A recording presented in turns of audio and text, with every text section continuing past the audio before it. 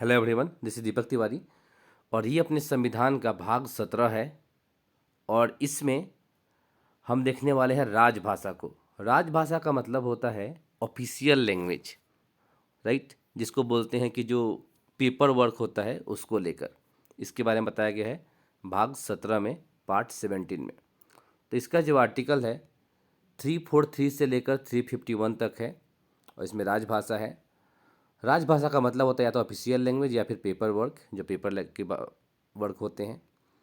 तो एक होता है राज्य भाषा। राज्य भाषा का मतलब होता है जो राज्य की फेमस भाषा हो, और दूसरी होती है राष्ट्रभाषा, जो देश की फेमस भाषा हो। तो हमारी राष्ट्रभाषा कोई सी भी नहीं है इस समय।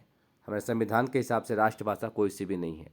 वो अलग बात है कि हिंदी भाषियों की संख्या भारत में सबसे ज़्यादा है, बट राष्ट्रभाषा कोई नहीं है। राजभाषा जरूर रखी गई हैं। तो संघ की जो राजभाषा होगी वो या तो हिंदी होगी या फिर इंग्लिश होगी। राजभाषा की बात हो रही, पेपर वर्क की बात हो रही है। राष्ट्रभाषा की बात कोई भी नहीं है। कोई भी राष्ट्रभाषा हमारे देश में है ही नहीं।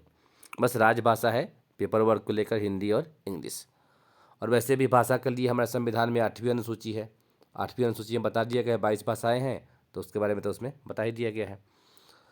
तो ये आर्टिकल 343 में है कि संघ की राजभाषा या तो हिंदी होगी या फिर इंग्लिश होगी।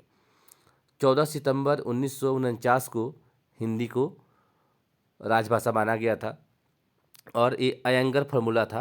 अयंगर एक व्यक्ति थे, उन्हीं के फार्मूले के हिसाब से हिंदी और इंग्लिश को राजभाषा बनाया गया, अयंगर फार्मूला के हिसाब से। इसीलिए हर साल 14 सितंबर को हिंदी दिवस मनाई जाती है। अगर देखा जाए तो जो सितंबर का 2 हफ्ता होता है ना, 1 से लेकर 14 तारीख तक, वो पूरा जो है हिंदी सेलिब्रेशन के रूप में ही काम किया जाता है। अगला है कि राष्ट्रभाषा की जो मांग है, सबसे पहले नर्मदा जी ने किया था कि राष्ट्रभाषा एक होनी चाहिए और हिंदी राष्ट्रभाषा होनी चाहिए। इसकी मांग सबसे पहले बाल गंगाधर तिलक ने किया था। ये महाराष्ट्र से थे।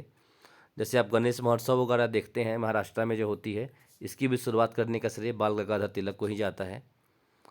अगला है आर्टिकल 344। इसमें बताया गया है कि राजभाषा में अगर कोई बदलाव करना है तो इसके लिए एक राजभाषा आयोग बनाया जाएगा, इसके सिफारिश पे किया जाएगा, या फिर एक संसदीय समिति बनाई जाएगी, इसके हिसाब से किया जाएगा। यह आर्टिकल 344 में बताया गया है। तो जो पहला राजभाषा आयोग बनाया गया उसके अध्यक्ष जो थे बाल गंगाधर खेर थे। इनका नाम था बाल गंगाधर खेर। लेकिन पहला जो संसदीय समिति बनाया गया उसके अध्यक्ष थे गोविंद बल्लभ पंत। इनका नाम था गोविंद बल्लभ पंत। तो ये भी ध्यान रखना है आपको, इससे भी सवाल सीधे सीधे बन सकते हैं। अगला है आर्टिकल 345 345। इसमें बताया गया है कि जो राज्यों की राजभाषा होगी वो अलग अलग हो सकती है, अपने हिसाब से वो रख सकते हैं। जैसे मिजोरम है, मेघालय है, नागालैंड है, इन तीनों राज्यों की जो राजभाषा है वो इंग्लिश है। कौन सी भाषा है? इंग्लिश भाषा है तीनों राज्यों की, मिजोरम की, मेघालय की और नागालैंड की। ये तीनों राज्यों की जो राजभाषा है कौन सी है? इंग्लिश है। ये बात आपको अच्छे से ध्यान रखना है। ये नागालैंड वाला क्वेश्चन तो कई सारे एग्जामों में रिपीट हुआ है कि नागालैंड की राजभाषा कौन सी है, तो वो है इंग्लिश। और साथ में मेघालय की भी है और मिजोरम की भी है। आगे देखते हैं। अगला है आर्टिकल 346।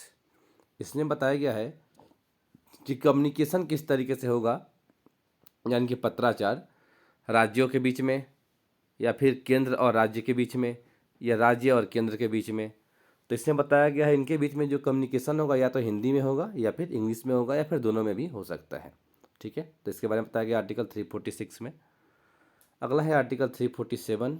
इसमें बताया गया है कि स्टेट के लोग, अगर किसी भी राज्य के लोग अगर मांग करते हैं तो प्रेसिडेंट चाहे तो उस राजभाषा को बदल सकते हैं, लेकिन उसके लिए 2/3 मेजोरिटी से लोकसभा और राज्यसभा इन दोनों से एक बहुमत पास करवाना होगा।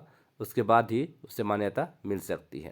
तो राष्ट्रपति तो सहमति दे देंगे पहले, लेकिन फिर उसके बाद लोकसभा राज्यसभा को इसे 2/3 मेजोरिटी से पास करना पड़ेगा, तब उस राज्य की राजभाषा को बदला जा सकता है। अगला है आर्टिकल 348 348। इसमें बताया गया है कि कोर्ट की राजभाषा कौन सी होगी। जो सुप्रीम कोर्ट या हाई कोर्ट है इनकी राजभाषा कौन सी होगी, तो ये सिर्फ और सिर्फ इंग्लिश होगी। इसके बारे में बताया गया आर्टिकल 348 में। अगला है आर्टिकल 349। इसमें बताया गया है कि अगर राजभाषा में परिवर्तन करना है तो कैसे किया जा सकता है, राइट। तो राजभाषा में परिवर्तन करने के लिए या तो एक राजभाषा आयोग बनेगा, या फिर एक जेपीसी बनेगी। जेपीसी का मतलब है ज्वाइंट पार्लियामेंट कमेटी, संयुक्त संसदीय समिति बनेगी, या फिर राष्ट्रपति चाहेंगे तो कर देंगे, जैसा कि हमने ऊपर देखा था। लेकिन इन तीनों के बाद संसद, लोकसभा और राज्यसभा दोनों को 2/3 मेजोरिटी से पास करना होगा, उसके बाद ही ये पास माना जाएगा। तो ये आपको ध्यान रखना है। अगला है आर्टिकल 350। इसमें बताया गया है कि अगर कोई व्यक्ति किसी के खिलाफ कोई कंप्लेन करना चाहता है तो कंप्लेन कोई किसी भी भाषा में कर सकता है, शिकायत जो है किसी भी भाषा में कर सकता है। ये बताया गया आर्टिकल 350 में। अगला है आर्टिकल 350 का को।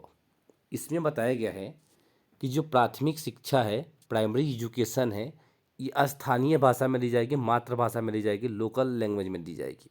इसके बारे में बताया गया आर्टिकल 350 के को में।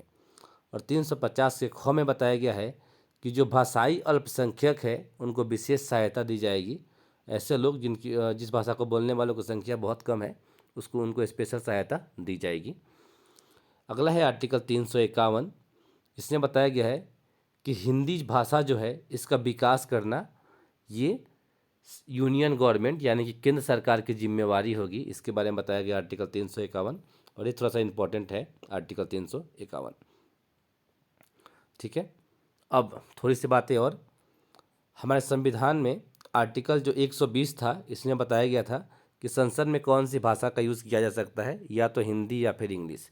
लेकिन किसी को रीजनल भाषा बोलनी है तो जो संसद में जो अध्यक्ष होंगे या फिर चेयरमैन होंगे, ठीक है, उनसे पहले उन्हें क्या लेना होगा, अनुमति लेना होगा। और अनुमति लेने के बाद में अगर वो अलाउ करते हैं तो हिंदी इंग्लिश के सिवाय सामने वाला चाहे तो उस भाषा में भी बोल सकता था। ठीक है। अगला है आर्टिकल 210। ये राज्यों के लिए है कि राज्य के विधानमंडल की भाषा कौन सी होगी, इसके बारे में बताया गया है। और कुछ भाषाएं क्लासिकल भाषा होती हैं, जिसको बोलते हैं शास्त्रीय भाषा। तो शास्त्रीय भाषा हम जनरली उसको मानते हैं जो 1500 BC से पुराना है, मतलब आज से 3500 साल कम से कम पुराना है, उसको मानते हैं, जिसका स्क्रिप्टेड है, लिखा हुआ कुछ है, प्रमाण है उसको। तो 5 जो भाषाएं हैं उस शास्त्रीय भाषाएं मानी जाती है हमारे देश में। पहला है कन्नड़, दूसरा है संस्कृत, तीसरा है तमिल, चौथा है तेलुगु और पांचवा है मलयालम। एक बार मैं यहाँ मैप पे आपको बता देता हूँ कि कहाँ से कौन सी भाषा है। तो ये पूरा इंडिया है अपना। तो मलयालम यहाँ केरल में है, राइट। तमिल यहाँ पे है आंध्र प्रदेश में, राइट। तेलुगु यहीं पे है आंध्र प्रदेश और तमिलनाडु में। तमिल और तेलुगु और मलयालम हो गया। कन्नड़ जो है कर्नाटका में है। और इसके बाद उड़ीसा में यहाँ पे ओडिया है। और संस्कृत तो हालांकि पूरे इंडिया में लगभग हर तरह से। मलयालम भाषा जो केरला में बोली जाती है ना, इसमें भी काफ़ी हद तक संस्कृत मिला हुआ है, राइट। तो ये भाषाएं हो गई जिसको जनरली बोला जाता है। इसमें ओडिया भाषा नहीं दिया है क्या मैंने? आई थिंक ओडिया मैंने नहीं लिखा, ओडिया भी है इसी में, ठीक है। ओडिया भी इसी का पार्ट है। कन्नड़, संस्कृत, तमिल, तेलुगु, मलयालम और ओडिया भी इसी में आएगा, ठीक है, ओडिया। तो ये भाषाएं जो जनरली मानी जाती है शास्त्रीय भाषा, ठीक है। तो चलिए, ये भाषाओं के बारे में जितना भी चीज़ें देखना था हमने कर लिया। मिलते हैं फिर नेक्स्ट वीडियो में। Till there, bye bye and take care.